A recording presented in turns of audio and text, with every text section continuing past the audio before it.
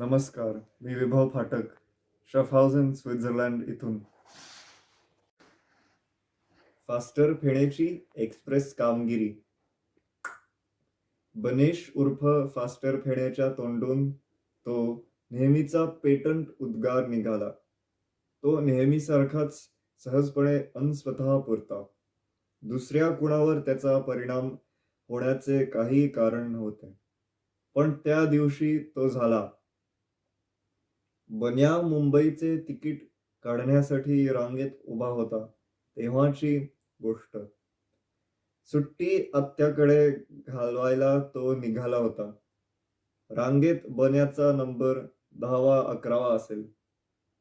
त्याच्या पुढे 3 माणसे मध्ये सोडून जो गृहस्थ उभा होता, त्याच्या हिप पॉकेटमधली पर्स अंमळ जास्तीच वर डोकावते आहे, हे बन्याच्या लक्षात आले होते.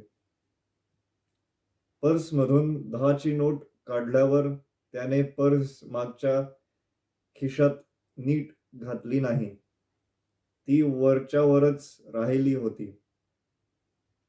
आणि त्या गृहस्थामागे जो अक्कडबाज मिशावाला माणूस उभा होता, त्याची भुकेली नजर त्या पर्सवर लागलेली होती. हातातला सकाळ सहज पुढे सरकल्यासारखे करून त्याने आडोसा कसा तयार केला आणि कोणालाही नकळत ती पर्स कशी अलगद वर ओढली, ती फास्टर फेण्याने विस्फारल्या नेत्रांनी पाहिले होते. म्हणून त्याच्या तोंडून तो उद्गार निघाला होता. तो कानावर पडताच अक्कडबाजाने चपापून पर्स खाली टाकली होती. टाक म्हटलं, टाकली. चोराच्या मनात चांदणे.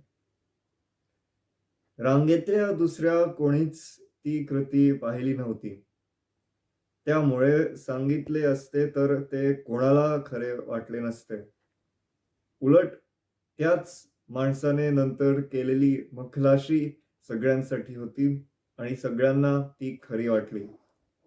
मग फास्टर फेण्याने पुरावा कुठचा द्यावा? अक्कडबाजाने खाली वाकून ती पर्स उचलली आणि पुढच्या गृहस्थांना तो म्हणाला, "तुमची पर्स पडली. घ्या